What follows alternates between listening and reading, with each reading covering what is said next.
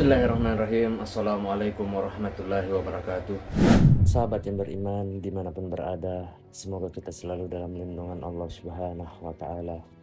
Bismillahirrahmanirrahim. Allahumma salli ala Sayyidina Muhammad wa ala ali Sayyidina Muhammad. Segala puji bagi Allah Subhanahu wa Ta'ala, Rabb semesta alam. Salawat dan salam kepada Nabi kita, Nabi Muhammad sallallahu alaihi wasallam, keluarganya, para sahabat-sahabatnya, dan orang-orang yang mengikuti mereka hingga akhir zaman. Kembali lagi di channel SHB atau Sahabat Beriman.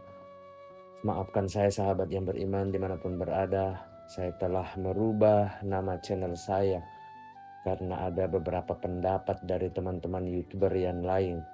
Maka dari itu tema dan konsepnya tetap tidak ada perubahan, sahabat yang beriman. Baiklah sahabat, pada kesempatan yang mulia ini saya mencoba mengangkat pembahasan yang berjudul ciri-ciri dan sifat Imam Zaman atau Imam Mahdi. Sahabat yang beriman dimanapun berada, begitu banyak pembahasan yang telah saya bahas tentang atau mengenai Imam Zaman atau Imam Mahdi yang akan muncul di akhir zaman nanti.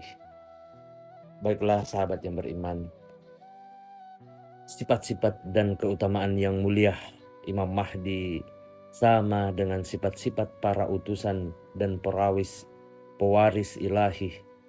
Pancaran imamah dan kekaguman para nabi terlihat jelas di wajah Imam Suci. Uraian dan rinciannya terdapat dalam riwayat yang saya akan jelaskan, yaitu sebagai berikut. Sahabat yang beriman, yang pertama, Abu Sa'id Al-Khudri meriwayatkan dari Rasulullah SAW bahwa dia bersabda, sesungguhnya Allah Subhanahu wa Ta'ala yang Maha Kuasa akan mengangkat dari keturunanku dan ahlu bait seorang laki-laki yang mempunyai celah yang cukup di antara gigi depannya dan mempunyai dahi yang cerah sehingga dia dapat memenuhi bumi dengan keadilan, kesejahteraan, dan kesetaraan ekonomi. Sahabat yang beriman, banyak hadis serupa yang telah diriwayatkan oleh para ulama dan perawi ahlu sunnah Nabi Muhammad SAW yang menggambarkan berbagai sifat Imam Mahdi, keturunan dan cicit Nabi SAW. Sahabat yang beriman, kemudian yang kedua, yang mulia Abu Ja'far Imam Muhammad Baqir alaihissalam melalui nenek moyangnya telah meriwayatkan dari pemimpin Ahlu Bait yang mulia Amirul Mukminin bahwa yang mulia menyatakan, dari mimbar di akhir zaman seorang laki-laki dari keturunanku akan muncul berkulit putih agak kemerahan dan perutnya bening dan lebar, pahanya lebar, tulangnya panjang dan menonjol, dan dia mempunyai 2 titik kecantikan, salah satunya adalah warna Nabi, dia akan bangkit. Kemudian sahabat yang beriman, dalam hadis lain yang mulia Ali kembali menyebutkan tentang Imam Mahdi dalam kata-kata berikut. Dia mempunyai dahi yang lebar, mata yang besar, perut yang bening dan lebar, paha yang lebar, gigi depannya yang berkilau, dan terdapat tai lalat di paha kanannya. Fakta yang diperoleh dari hadis dan riwayat Nabi Muhammad SAW bahwa beliau terlihat paling tampan dan anggun dalam penampilan wajahnya. Semua keindahan fisik dan wajah akan rendah hati dan tunduk di hadapan keagungan Imam Mahdi. Sahabat yang beriman dimanapun berada, penyair termuka dan ternama Agya Syahid Hazan telah menyebutkan tentang yang mulia, keagungan muncul melalui wajahnya yang cerah, angin pagi menebar dari wajahnya yang menenangkan. Sahabat yang beriman dimanapun berada, Semoga kita selalu dalam lindungan Allah Subhanahu wa Ta'ala. Kemiripan iman zaman atau Imam Mahdi dengan Nabi kita, Nabi Muhammad SAW, di antara semua orang yang mulia, paling mirip dengan kakek buyutnya Rasulullah SAW dalam hal metode jihad dan revolusi melawan penindasan dan pelanggaran serta transformasi sistem penguasa yang menindas di masyarakat. Dari pencurian dan perusakan, penghinaan, penderitaan, dan masalah-masalah lainnya. Sahabat yang beriman, dia akan mengganti semua ini dengan sistem yang akan memberikan segala jenis kenyamanan dan keamanan serta memberikan kesejahteraan dan kebahagiaan umum bagi semua masyarakat. Ketika Qaim keturunan Muhammad muncul, dia akan bekerja seperti yang dilakukan kakek buyutnya. Itulah sebabnya dia akan menghancurkan kekuatan palsu dan penguasa tirani yang kekuasaannya didasarkan pada kepalsuan dan kemunafikan. Dia akan memberantas mereka sepenuhnya. Dia kemudian akan menegakkan keadilan dan kesetaraan dalam segala hal. Banyak hadis Nabi suci dan para imam pembimbing yang sampai kepada kita yang menyebutkan bahwa Imam Mahdi mirip dengan kakek buyutnya Rasulullah SAW. Beberapa di antaranya disebutkan. Yang pertama, Abdullah ibnu Mas'ud meriwayatkan dari Rasulullah bahwa dia bersabda, akan muncul seorang laki-laki dari keluargaku yang mempunyai namaku dan akhlak serta kebiasaannya akan seperti adab dan kebiasaanku, dan dia akan membuat bumi berlimpah dengan keadilan dan kesetaraan. Kemudian sahabat yang beriman, yang kedua, Husaifah meriwayatkan dari Rasulullah SAW bahwa beliau bersabda, sekalipun masih ada satu hari dalam kehidupan bumi, niscaya Allah Subhanahu wa Ta'ala akan melahirkan seorang laki-laki yang nama dan akhlaknya seperti milikku, dan patronimiknya adalah Abu Abdillah. Orang-orang akan setia kepadanya antara ruh dan makam 4 Ka'bah. Melalui Tuhan akan menghidupkan kembali agamanya dan mengembalikannya kejayaan semula. Allah Subhanahu wa Ta'ala juga akan menganugerahkan kemenangan yang banyak, dan yang tersisa di muka bumi tidak lain hanyalah orang-orang yang menyatakan tiada Tuhan selain Allah Subhanahu wa Ta'ala. Sahabat yang beriman dimanapun berada, yang ketiga, Aisyah meriwayatkan dari Rasulullah bahwa beliau bersabda, Imam Mahdi adalah seorang dari keturunanku. Dia akan memperjuangkan sunnahku seperti aku memperjuangkan wahyu.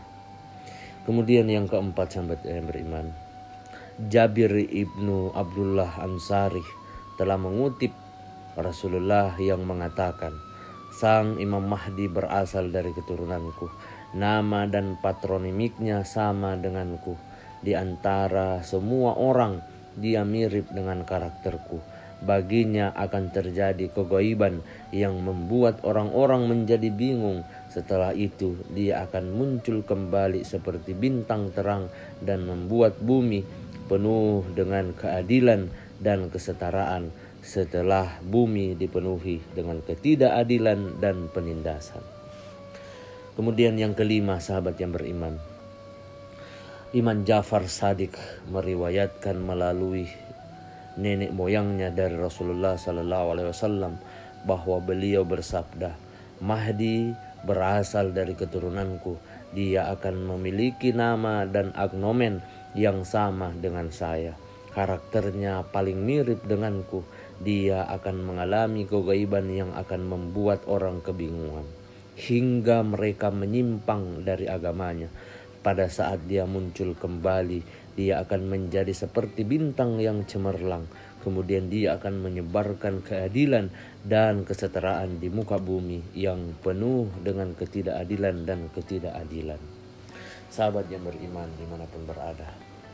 Kemudian yang keenam, Imam Ja'far Asy-Shadiq meriwayatkan melalui nenek moyangnya yang diberkahi dari Nabi suci bahwa beliau bersabda, Qaim berasal dari keturunanku, namanya sama dengan nama saya dan patronimiknya sama dengan nama saya. Penampilannya seperti penampilanku dan latihannya seperti latihanku. Dia akan menegakkan manusia pada agamaku dan hukumku dan menyeru mereka kepada kitab Tuhanku yang maha perkasa lagi maha agung. Siapa yang menaatinya berarti menaati aku, dan siapa yang mendurhakainya berarti durhaka kepadaku, dan orang yang mengingkari kegaibannya berarti mengingkariku, dan orang yang memalsukan dia telah memalsukan aku, dan orang yang bersaksi untuknya telah bersaksi untukku. Aku akan mengadukan kepada Allah Subhanahu wa ta'ala tentang orang-orang yang memalsukan aku dalam urusanku, dan orang-orang yang menyesatkan manusia, dan para penindas akan segera menyadari kemana mereka akan dikembalikan ketika mereka dipulangkan ke neraka. Hadis di atas adalah hadis paling komprehensif yang menunjukkan bahwa Imam Mahdi akan seperti kakek buyutnya Rasulullah SAW dalam banyak hal. Kemudian yang ketujuh, sahabat yang beriman, Abu Salih Saibi dalam Al-Fitan meriwayatkan dari Yang Mulia Amirul Mukminin bahwa ia berkata, Yang Mulia Imam Mahdi dalam penampilan karakter, kebiasaan dan kebajikan yang baik paling mirip dengan Rasulullah SAW. Sahabat yang beriman dimanapun berada, semoga kita selalu dalam lindungan Allah Subhanahu wa ta'ala. Mengenai tradisi yang diramu, sumber keyakinan Islam adalah wahyu surgawi, Al-Quran dan amalan maksum, akal, pemahaman, hati nurani, dan fitnah dianugerahkan oleh Tuhan Yang Maha Esa agar melaluinya kita dapat memperoleh ilmu-ilmu surgawi yang sahih dan benar serta terhindar dari jerat-jerat penyimpangan. Semua ini disediakan sebagai nabi internal bagi umat manusia. Itulah sebabnya pemikiran-pemikiran Islam yang bersumber dari sumber murni tersebut sesungguhnya merupakan anugerah dari Tuhan. Semuanya murni dan sesuai dengan kenyataannya. Sahabat yang beriman dimanapun berada, itulah sebabnya musuh-musuh agama dan orang-orang jahat telah mengarang banyak hadis untuk mencemarkan nama baik dan merusak fakta dan keyakinan Islam yang sebenarnya hadis-hadis yang dibuat-buat ini secara diam-diam dimasukkan ke dalam ringkasan tradisi. Di dalam istilah ilmu pengetahuan tradisional, tradisi-tradisi yang dibuat ini disebut sebagai Israiliyat. Salah satu hadis palsu tersebut diriwayatkan oleh ganjil yang lainnya bahwa Rasulullah SAW bersabda, Imam Mahdi berasal dari keturunanku, wajahnya bagaikan bintang terang, corak kulitnya Arab dan badannya orang Israel. Dia akan menjadikan bumi penuh dengan keadilan sebagaimana bumi dipenuhi dengan penindasan. Seluruh penghuni langit dan bumi dan juga burung-burung akan berbahagia pada masa kerajaan dan kekhalifaannya. Dia akan memerintah selama 20 tahun. Tentu ini semuanya tidak benar, sahabat yang beriman. Jika Anda mendapatkan referensi hadis yang menyatakan seperti ini, tentu ini tidak masuk dalam kategori hadis-hadis yang sahih. Mereka adalah serigala di antara manusia, kuman dan personifikasi yang berkarakter rendah. Kemungkinan besar orang-orang Yahudi mengarang tradisi ini untuk mencemarkan nama baik umat Islam atas dasar permusuhan mereka terhadap Islam dan untuk menampilkan kekurangan mereka dalam sudut pandang yang baik. Sahabat yang beriman dimanapun berada, demikianlah pembahasan panjang lebar kita tentang ciri-ciri dan sifat Imam Mahdi. Semoga apa yang saya sampaikan pada kesempatan yang mulia ini bisa bermanfaat dan menambah ilmu kepada semua sahabat-sahabatku yang menonton video ini. Saya memohon maaf apabila ada salah kata ataupun ucapan dalam video ini. perlu sahabatku diketahui bahwa kebaikan dan kebenaran itu hanya milik Allah Subhanahu wa Ta'ala. Kesalahan serta keburukan itu datangnya dari saya pribadi selaku manusia biasa yang tidak pernah luput akan kesalahan. Akhir kata, wabillahi taufiq wal hidayah. Wassalamualaikum warahmatullahi wabarakatuh.